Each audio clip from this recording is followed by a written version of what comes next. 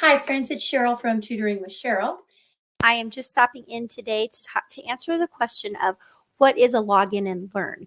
And the reason I am stopping in to talk to you about that is I've had a lot of people comment on Facebook posts, I would like to learn more. And those aren't my Facebook pages. So I maybe help monitor them, but I'm not the owner of them. And so I wanted to just make a recording to kind of tell you what I do here at Tutoring with Sheryl.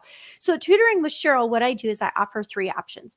You can meet with me one-on-one, and that is where I create learning plans for students where I have targeted skills that I'm practicing to move them forward. So I always do some sort of an assessment either before I work with them or right after I begin to, fulfill the contract obligations, whatever, however you want to call that.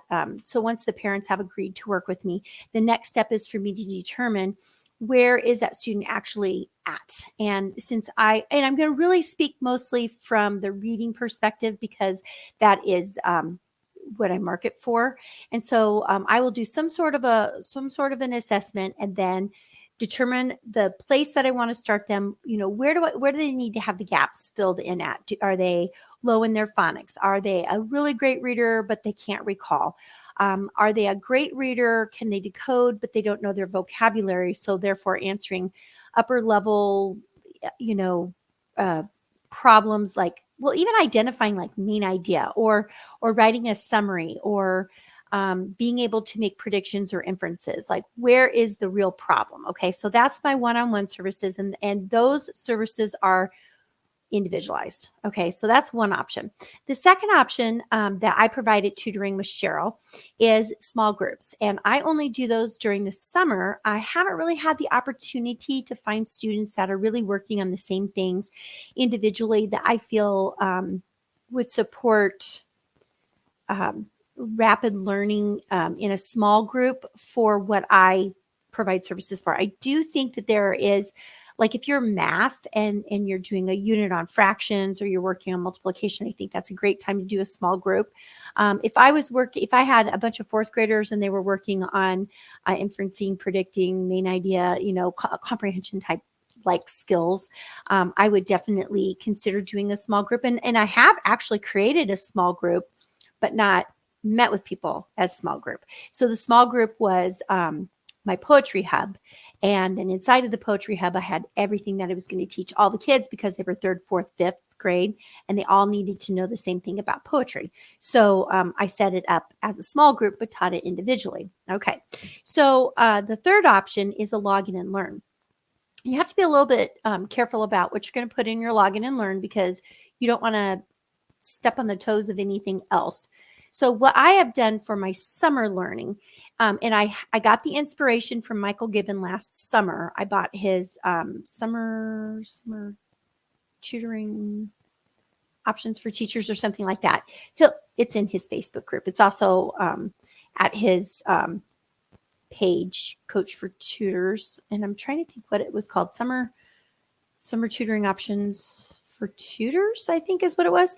And it was like less than 20 American dollars. And I'm sure it's probably gone up because he's probably added to it. But he outlined things in there that really got me thinking about what I could do for teaching students. So last summer I did, this is a little bit of a side, I'll get back to that login and learn, but I did a small group math adventure camp. I set up a reading adventure camp, didn't get anybody to get signed up. Somebody showed interest in June, and then it was only one student. So I wasn't going to hold a small group rate for one child. And so I did not pursue that. But this year I'm doing a login and learn. And so to get back on track there, basically what my login and learn is it's set inside of a Google Classroom. And my Google Classrooms, I set up by topics.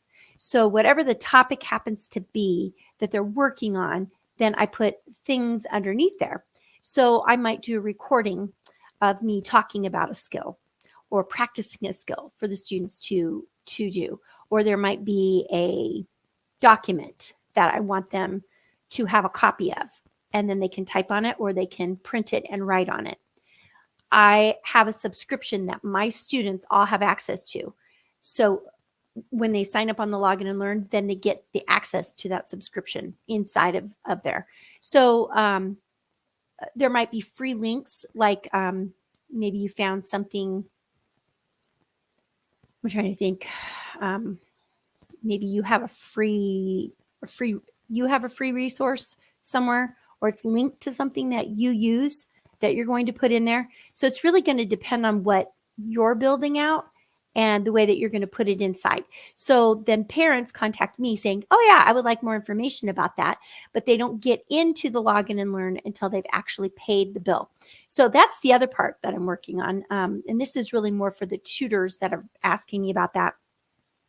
So I've recently started to use ConvertKit, and Kelly Michelle Duram, who is a good friend of mine and also somebody who uses ConvertKit, was showing me how you can add an if-then statement to the form. So if they've signed up, then it says, if they sign up, then send them to this, and they get the payment link. Well, then when I see that the payment link is taken care of, then I send them the actionable step of getting into the Google Classroom. So, that part can't be automated. I don't think in ConvertKit, but at least the interest and then the payment link. So again, that's just something that I'm learning. So that's the difference between my one-to-one small group and Login and Learn. And going back to my small group, for those tutors and even parents that are interested in what that is all about, I have a group focused on students who have completed, they have to have completed kindergarten, first or second grade. And this is either enrichment or it could be challenge, depending on the age of your child, but it's to continue to get them exposure to reading. So I will be sharing stories with them. They'll get 2 stories per week or a repeated story during that week. And then we're going to be really honing in on things like setting, character, predictions, retells, thinking about how to summarize it, putting the order the story in sequence. All of these things are skills that students need to know how to do, and they are used in the classroom. So if they're going to do a really solid retell, they don't need to tell every single thing. But if they are able to put the story in sequential order as they retell it, that's half the battle. So those are the things that I'm really honing in. And that was really the question that was asked. I would like more information. Now, one thing that I do want to let people know is I am a tech coach for tutors, and inside the tech hub for tutors, we take a deep dive into Google Classroom. How do you set it all up? What is the function behind all of the different tabs within there? How can you create videos and put them into your Google Classroom? How are you able to have conversations with students? Can you email directly from it to the students? All these things. And each one of my students has their own, I call it an Ed Hub, but it's a Google Classroom. And inside of that Google Classroom, each one of my students has their own unique Meet link. And I do that on purpose because I don't want a waiting room in my Zoom. Plus, when I put the information in there, then I know that that link is just for that student. I don't have to worry about another student from another part of the world hopping into that meeting when things are going on. I could put a waiting room, I'm sure, on it. I haven't done that. It will say admit, it will ring the doorbell, and then I bring them in. I know in Zoom they can sit there for a little bit. I've never been on the end waiting to get into a Google Meet, so maybe there is a waiting room. I'm not sure. But my students just know that I will let them in as soon as I'm in the meeting. And if they get there too soon, then their links time out. So I would say don't hop in at 15 minutes early. It's not going to work for you later. So just wait, 2 to 3 minutes before the start of the meeting is plenty early to be into that link. If you're looking for more information about Tech Coach for Tutors, you can see me at, and let me pull that up here real quick on the screen. Let me see here. Well, I don't happen to have that one up here. So let me go to my page here real quick. It's midwesttutor.com. And let me pull that up. And you will be able to see in the background my website. Do a quick screen share here. Okay, there we go. And so this takes you to my blog page so you can kind of see what's going on. And this also will give people who have questions about the Ed Hubs for Learning and the links and all of those fun things. There it is. Okay, so you can look there. And then if you want the Tech Coach for Tutors page, it's on my menu. You'll get a little welcome page describing what it is. And then you can see our next Tech Hub for Tutors meetups are going to be April 9th at 10 a.m.